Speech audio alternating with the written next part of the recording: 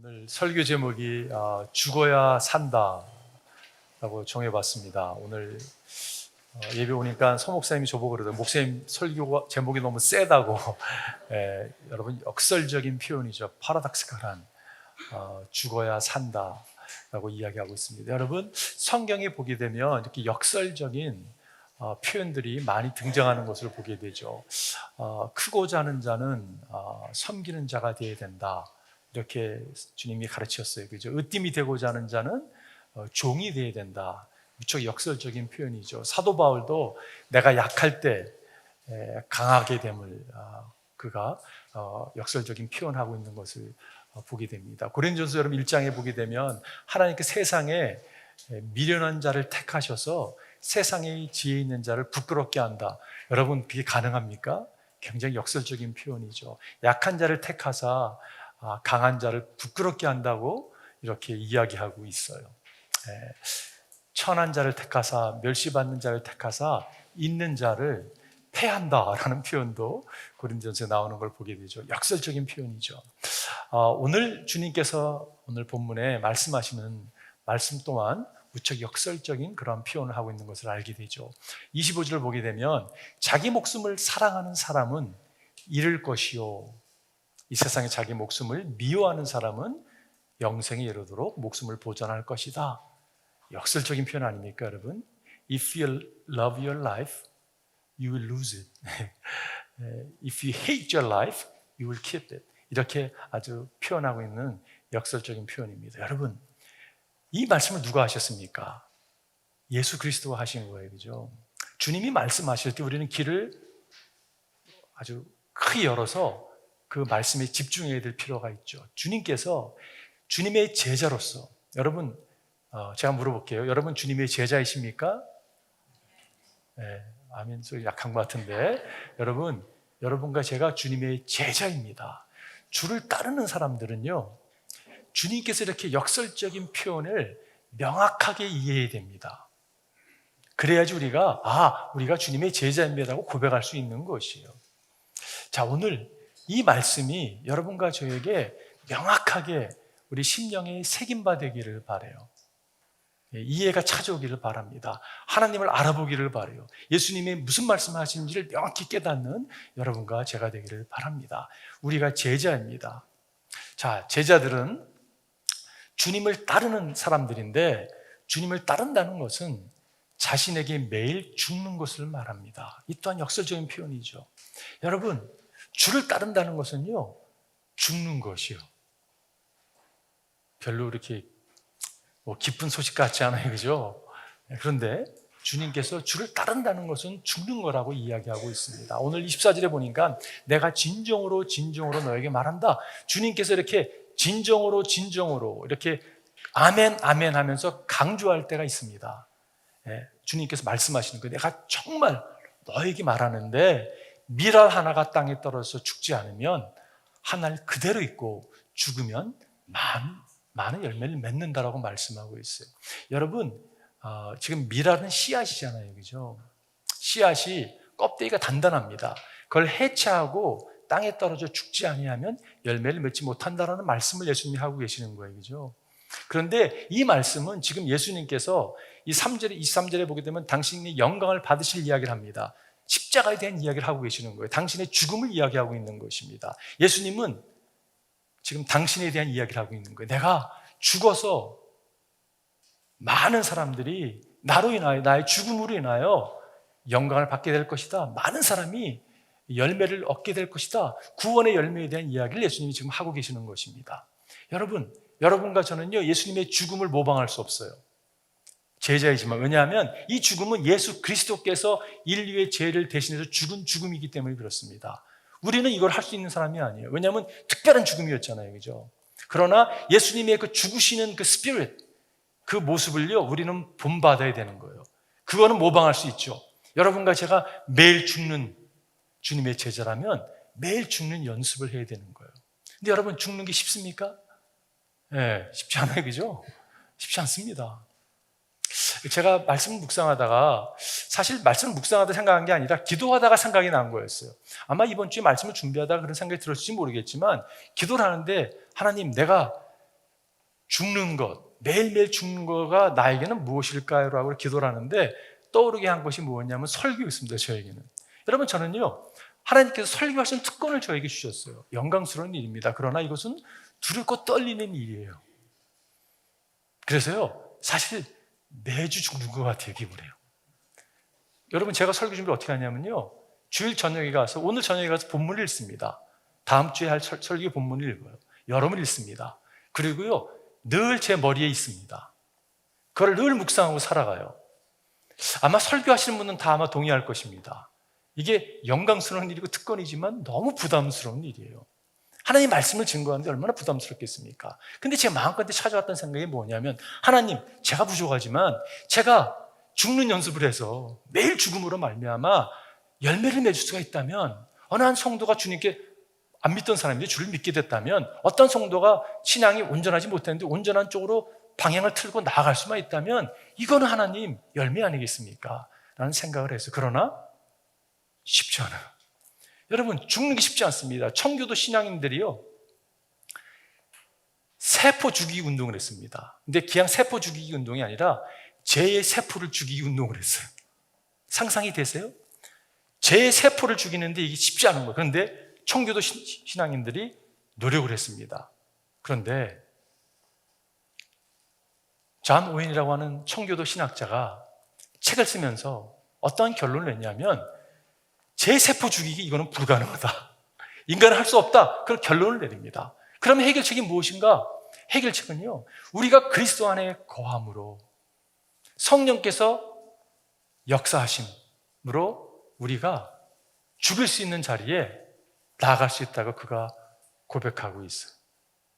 크리스천의 삶을 여러분, 제가 과거에 이렇게 표현한 것이 있어요. 네 가지 스텝을 표현했는데, 제가 이거를 어느 책에서 읽었는데 이걸 누가 얘기했는지를 이번 주에 막 찾다가 못 찾았습니다. 그래도 제 마음 가운데 있어 나누는데, 첫 번째는요, 너무 쉬운 거예요.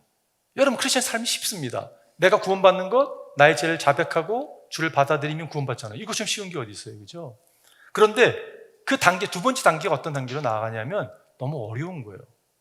왜냐하면 성경을 보기 시작했거든요. 성경을 보니까 성경에서 요구하는 것이 참 많더라고요. Man, this is so difficult. 근데 거기서 끝나는 게 아니라, 이거는 불가능하다. 내가 주님처럼 살아가는 불가능하다라는 것을 깨닫게 됩니다. 언제 깨닫냐면, 내가 신앙을 살아내려고 노력할 때 불가능함을 깨닫게 돼요. 그런데 여러분, 네 번째 단계가 있습니다. 이 단계는 어떤 단계냐면요, 익사링한 단계예요. 이 단계를 어떻게 들어가느냐, 내가 할 수 있는 것이 아무것도 없다는 것을 인정하고 온전히 주를 의지하고 그분께 나아갈 때, 그분이 여러분과 저를 통해서 역사하는 것을 경험하게 되는 것이에요. 신앙, 여러분, 절대 여러분의 힘으로 감당하지 못합니다. 우리는요, 주님의 도우심으로 감당할 수 있는 것이에요. 이것을 허슨 텔러는 영적인 시크릿, spiritual secret이라는 표현을 썼습니다. 그러면서 그가 표현했던 표현이 exchange life예요. 교환된 삶입니다. 교환된 삶이에요. 그러면서 그가 인용했던 말씀이 갈라디아서 2장 20절의 말씀이에요. 나는 그리스도와 함께 십자가에 못 박혔습니다. 이제 살고 있는 것은 내가 아닙니다. 내가 살려고 하면요, 이건 힘들거든요. 근데 내가 그리스도와 십자가에 못 박힌 거예요. 그리스도께서 내 안에서 살고 계십니다. 그리스도가 나를 통해서 지금 익스체인지된 삶을, 교환된 삶을 살아가시는 거예요. 내가 지금 육신 안에서 살고 있는 삶은 나를 사랑하셔서 나를 위하여 자기 몸을 내어주신 하나님의 아들 예수 그리스도를 믿는 믿음 안에서 살아가는 것이에요. 무엇으로 살아간다고요? 믿음으로 살아가는 것이에요. 누구를 믿는 거예요? 예수 그리스도. 그분을 믿는 믿음으로, 그분이 나를 통해서, 여러분과 저를 통해서 그분이 살아내도록 허락할 때, 여러분, 그런 삶을 여러분과 제가 누릴 수 있는 것이, 이런 삶을 살아가는 것이 여러분과 제가 매일매일 죽는 삶이고, 이것이 주님을 따르는 삶이라는 것이에요. 자, 두 번째는요, 주님을 따른다는 것은 자신의 권리를 포기하는 것을 말합니다. 야, 이거 쉽지 않은데 내 삶의 권리를 포기해? 네, 그렇습니다. 주를 따르는 삶은요, 자기의 삶의 권리를 포기하는 것이에요. 25절 보니까 자기의 목숨을 사랑하는 사람은 잃을 것이요 이 세상에서 자기의 목숨을 미워하는 사람은 영생에 이르도록 그 목숨을 보존할 것입니다. 여기서 목숨을 사랑하는 것이 어떤 의미입니까, 여러분?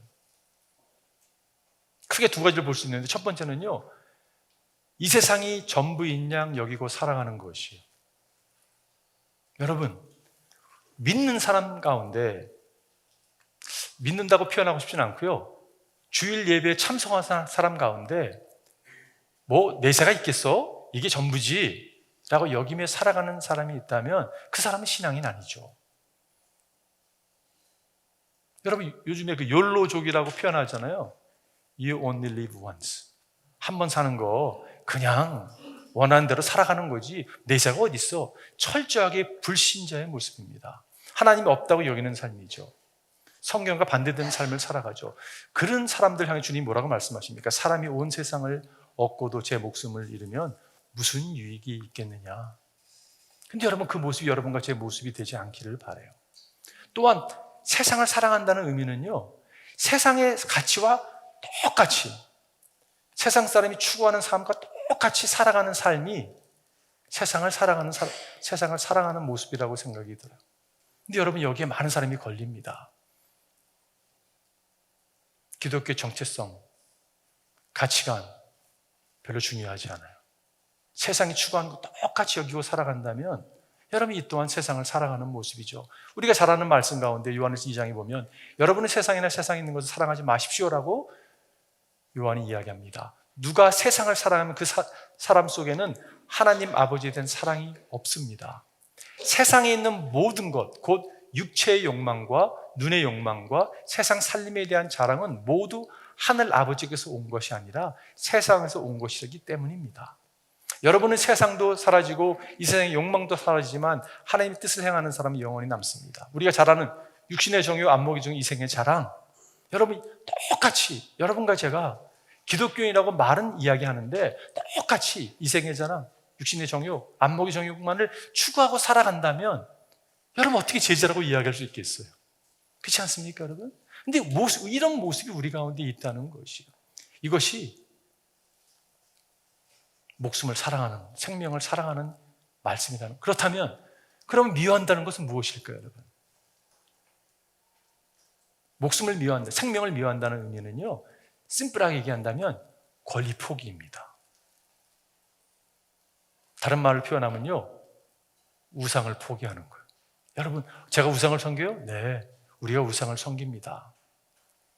때로는 내가 우상일 때가 있어요. 내가 왕의 자리에 딱 앉아가지고 내 삶의 모든 결정을 내가 다 결정하는 거예요. 내 삶에 내가 왕이지 뭐 누가 왕이겠어. 여러분, 그거를 포기하는 거예요. 우상이 여러분 나쁜 게 아닙니다. 때로는요, 좋은 게 될 수가 있어요. 근데 그것이 절대 하나님보다 앞서갈 수는 없는 거잖아요. 그죠? 권리를 포기하는 것, 아브라함의 케이스를 보십시오. 아브라함이 여러분 어떤 것을 포기했습니까? 아브라함이 하나님께서 그를 이렇게 부르시잖아요. 자기 아비의 집에서 불러서 하나님이 지시한 땅으로 가라고 하십니다. 여러분, 그거는 포기였어요. 익숙하지 않은 곳, 한 번도 가보지 않은 곳을 그가 떠나잖아요. 그죠? 권리 포기죠. 자기 아내 사라의 몸종이었던 하갈을 통해서 이스마엘은 아들을 얻습니다. 근데 여러분, 하나님께서 쫓아내라니까요, 아들을 쫓아내는 거예요. 자기 권리 포기죠. 100세의 아들을 얻었습니다. 여러분, 이삭은요, 약속의 열매 아니에요. 그죠? 근데 아니, 아들을 제단에 바치라고요? 이거는 있을 수 없는 일이잖아요. 그죠? 근데 여러분 순종하잖아요. 그죠? 근데 여러분, 우리가 놓치지 않아야 될 것이 있다면 아브라함이 이렇게 권리를 포기함으로 하나님께서 아브라함에게 약속을 주시고 축복하는 걸 우리가 알 수 있어요. 그죠? 여러분, 이걸 놓치지 않는 여러분과 제가 되기를 바랍니다. 여러분과 제가 포기할 때 하나님 우리에게 더 좋은 거를 주세요. 근데 그 좋은 게 무엇입니까, 여러분? 그 좋은 게 무엇이에요? 그게 예수 그리스도이십니다. 그게요, 영원한 생명이에요. 25절에서 생명이라는 단어가 우리 한국말로는 목숨이라고 표현했는데 3번 등장하는데 영어는 life거든요. 헬라로 찾아보게 되면 피지케라는 단어가 첫 번째, 두 번째가 피지케라는 단어, soul이라는 뜻입니다. 우리 영혼이라고 표현할 수 있겠죠. 근데 세 번째 단어는요, 조에라는 단어예요. 헬라어예요. 이거는요, 영생입니다. 이 땅에 목숨을 던져버렸는데 하나님께서 우리에게 약속으로 영원한 생명을 허락한다는 것이에요. 이게 얼마나 축복입니까, 여러분? 알래스카에서 있었던 일인데요. 1981년도에 한 사진 작가가 알래스카의 자연의 아름다움을 사진에 담고 싶어가지고요. 알래스카 거기에 많은 장비와 500통의 그때는 필름으로 찍을 때인데 필름과 함께 여러분 음식을 싸들고요. 딱 들어갔습니다. 그리고 드롭업 시킨 데서 나를 한 달 후에 픽업해달라고. 그리고 여러분 그가 자연을 갖다가 돌아다니면서 신비로움과 경이로움에 사진을 막 찍기 시작했습니다. 그러고 나서 그가 일기가 나중에 발견되는데 일기 뭐라고 써있냐면 정말 신비롭고 경이롭다. 그런데 그 일기에 갑자기 우울함과 슬픔으로 좌절로 이렇게 쓰여지는 것을 보게 됩니다. 그리고 그가 이런 표현합니다. 내가 여기 오는 것은 잘 준비했는데 여기서 떠나가는 것을 내가 잘 준비하지 못한 것 같다. 나를 픽업해 올 사람이 오지 않는 거예요. 그리고 여러분 8월에 픽업이 되어야 될 사람이 11월이 되어서 225마일 떨어지는 곳에서 시체로 발견됐습니다. 조사단이 나와서 이야기한 게 뭐냐면 이 사람이 오는 것은 잘 준비할지 모르지만 떠나는 것을 잘 준비하지 못한 것 같다라고 이야기하고 있어요. 여러분 얼마나 자연의 경이로움 가운데 사진에 담고 싶어서 얼마나 많은 곳을 갔는지요. 픽업을 해야 올 곳에서 225마일이라는 것이 여러분 상상이 되세요? 근데 제가 그 글을 읽으면서 무슨 생각이 들었냐면 이게 우리들의 모습일 수 있겠다는 생각을 하게 돼요. 떠날 준비가 안 돼 있는 거예요. 제자로서 떠날 준비가 안 돼 있는 모습이 우리 가운데 있을 수 있다는 것입니다. 여러분 준비되셨습니까? 얼마나 중요한 표현인지 모르겠어요. 떠날 준비. 저는 제자로서 여러분 우리 구원은요 우리가 믿음으로 구원받잖아요, 그죠? 근데 제자로서 하나님 앞에 나아갈 때 정말 여러분과 제가 칭찬받는 주님의 종으로 나아가기를 바라요. 그러기 위해서 필요한 것이 있다면 다시 말씀드리지만 우상을 깨부셔야 합니다. 자기 권리를 포기해야 돼요. 내가 왕된 것을 내려놔야 됩니다. 여러분 이 땅에서 천국을 누리다가 주님이 다스리고 통치하시는 천국을 누리다가 천국이 이어지는 거지 이 땅에서 내가 왕으로 살다가 천국이 사실 여러분 모르겠어요. 저는 자기 권리를 부인한다는 것을 한 구절을 내가 묵상하다가 생각했던 말씀이 누가복음 말씀이에요. 여러분 잘 아는 말씀이죠. 예수께서 모든 사람에게 말씀하셨다. 나를 따라오려거든 따라오려는 사람은 자기를 어떻게 해요? 부인하고 날마다 자기 십자가를 지고 나를 따라오너라 말씀하고 있어요. 날마다 죽는 거예요. 자기를 부인하는 것이. 제가 설교 준비하다가 제가 한 코테이션을 발견했는데요. 자기를 부인하는 삶은 양파 껍질을 벗기는 것 같다. 겹겹이 쌓인 것을 벗겨내는 눈물 나는 과정이 있습니다. 여러분 양파를 벗기면 어떻게 돼요? 눈물 나요, 그죠? 근데 벗겨서 또 있는 거예요. 레위가 또 있고 또 있는 거예요. 그래서 매일 죽는 게 참 필요하겠다라는 생각을 하게 됩니다. 예비수서에 보면 그리스도께서 여러분을 사랑하셔서 우리를 위하여 하나님 앞에 향기로운 예물과 제물로 자기 몸을 내어주신 것과 같이 예수님의 제자들은 예수님처럼 살아가야 돼요, 그죠? 여러분도 사랑으로 살아가십시오. 예수님과 같이 살아가라라고 이렇게 도전하고 있어요. 저는 대단한 도전이라고 생각이 듭니다. 버나파라는 분이 예수님은 막관에서 태어났다라고 이야기를 합니다. 그리고 예수님은 십자가에서 죽으셨다. 우리 가운데 막관에서 태어나신 분 계세요? 아니 사람이 얼마나 가난하면 막관에서 태어나겠어? 라고 여길지 모르겠어요. 예수님은 비천한 자까지 다 품기 위해서 막관에 태어나셨습니다. 예수님은 철저하게 죄인으로 십자가에서 죽으셨습니다. 여러분과 제가 주님의 제자라면 그렇게까지는 할 수 없이 모르지만 다시 말씀드리지만 여러분과 제가 예수님처럼 죽을 수 없어요. 그러나 그의 스피릿을 모범을 여러분과 제가 따라가기를 바라요. 이것이 세 번째로 연결되는 포인트입니다. 주님을 따른다는 것은 주님을 섬기는 것을 말하는 것이요. 여러분 제자이십니까? 주를 따르기 원하십니까? 주님을 섬기십시오. 이게 주님의 말씀이에요. 오늘 20줄에 보니까 나를 섬기려고 하는 사람은 누구든지 나를 따라오너라. 내가 있는 곳에는 나를 섬기는 사람도 나와 함께 있을 것이다. 와, 여러분 이게 대단한 말씀입니다. 보세요. 우리가 주를 섬길 때 주님의 제자가 되는데, 주님의 제자로 주를 섬길 때 어떻게 된다고요? 우리가 주님과 함께 있는 거라고 말씀하고 있어요. 가장 큰 축복은 예수 그리스도고 예수님의 임재 가운데 거하는 것입니다. 여러분, 예수님과 함께 하는 게 축복이에요. 여러분이 섬길 때, 예수님을 섬길 때, 예수님의 이름으로 형제를 섬길 때 예수님이 함께 하시는 거예요. 이게 여러분 복이거든요. 예수님이 함께 하는 게 복입니다. 누구니 나를 섬기면 내 아버지 그를 높여주실 것이다. 그리고 하나님이 그를 받으시거든요. 높이시거든요. 여러분, 이게 열쇠, 이게 비밀이에요. 제가 한번 물어볼게요. 결혼하신 분들에게 물어볼게요. 여러분, 결혼하신 이유가 왜 결혼하셨습니까? 여러분은 결혼의 목적이 뭐라고 생각하세요? 저는요, 결혼의 목적은요, 나의 배우자를 그리스도의 아름다운 신부로 주님께 내어드리는 것. 모르셨죠? 근데 벌써 살아버렸어요. 그죠? 오랫동안, 그죠? 네, 어떻게 할까요, 여러분? 괜찮습니다. 이제부터 사시면 돼요, 이렇게. 나의 배우자를, 나의 아내를, 남편을 그리스도의 거룩한 신부로 이렇게 프레젠트 하는 게 결혼의 목적이라고 저는 생각을 해요. 그런데 거기에 키는 섬김입니다. 내가 주를 섬기듯 배우자를 섬기는 거예요. 최근에 한국의 이혼 전문 변호사한테 들은 이야기예요. 한국에요,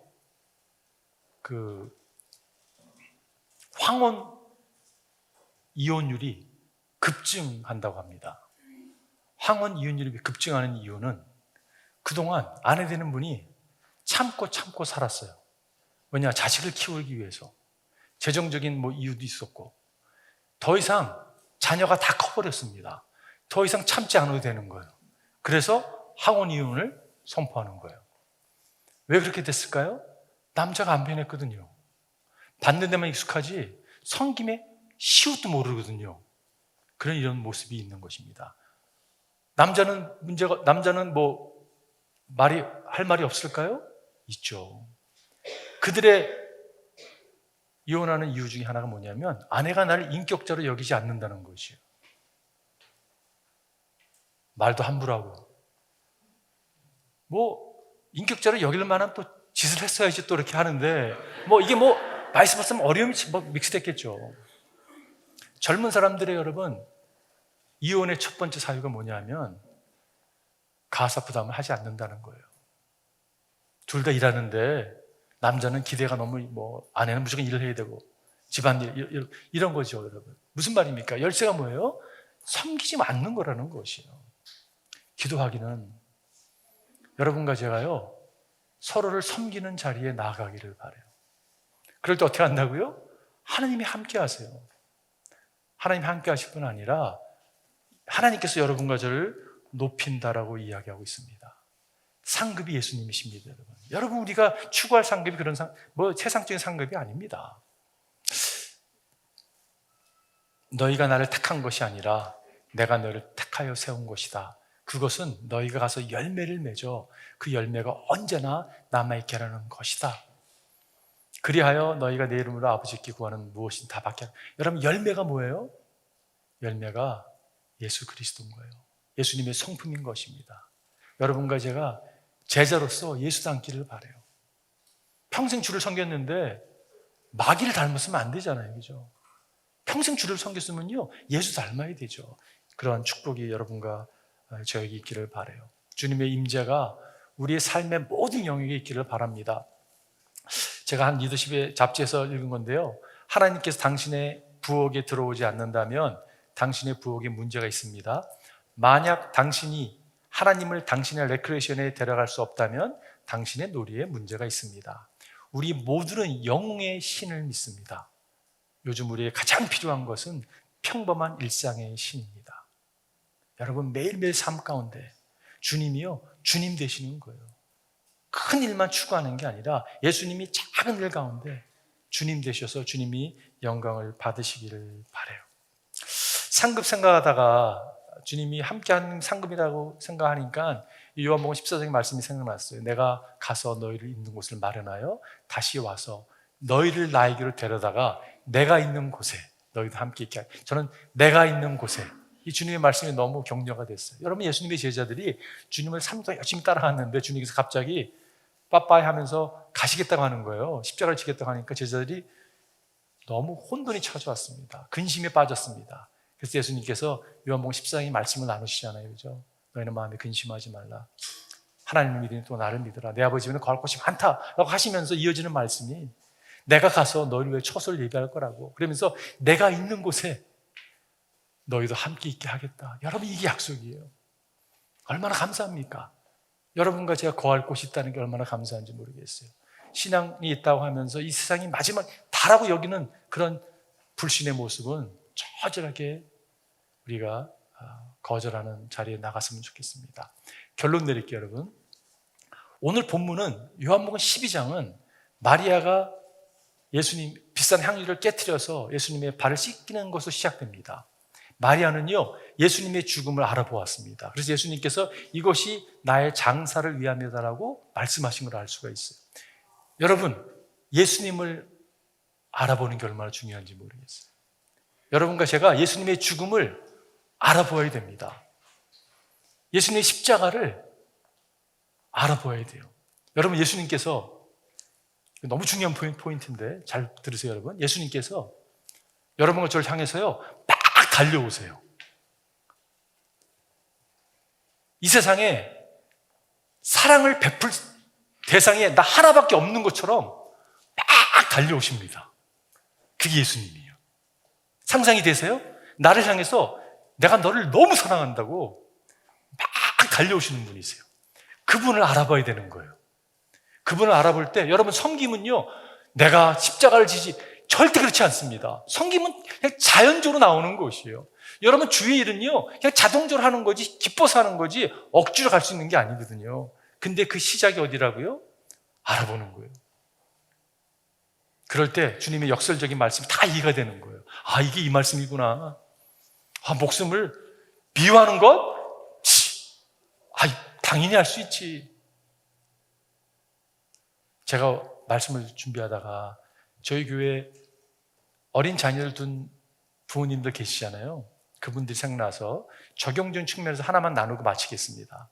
여러분, 자녀들 고민되지 않으세요? 이 세상이요 미친 것처럼 돌아가는 것 같아요. 얼마나 여러분 정말 무서운 세상이 되는지 모릅니다. 정신적인 어려움을 겪는 아이들도 많고요. 또 어떻게 아이들을 키울 수 있을까 이런 생각을 할 때가 있잖아요. 답이 딱 하나입니다. 저는 그렇게 믿고 있어요. 여러분과 제가 주님의 제자로의 삶을 살아가는 거예요. 온전해서가 아니라 부족하지만 주를 의지하고 주를 신뢰하고 살아가는 거예요. 아이들이 딱 볼 때 내 부모는 가치관이 내가 다 알아. 다 나왔어, 답이. 세상과 다른 게 하나도 없어. 여러분, 그것은요 자녀들이 혼돈을 가져다 주고요 좌절감 가운데 빠질 수밖에 없고요 디프레션에 빠질 수밖에 없습니다.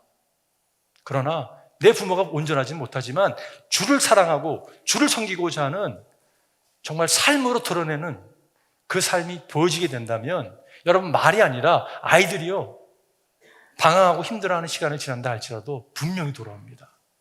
왜냐하면 그들에게 가장 큰 교사는요 부모이기 때문에 그래요. 부모는 말이 아니에요. 삶이죠. 저는 여러분과 제가 제자 되기를 바랍니다. 그 제자로서의 삶이 우리 가족뿐만이 아니라 주위에게 선한 영향을 끼쳤으면 좋겠어요. 한번 기도하겠습니다.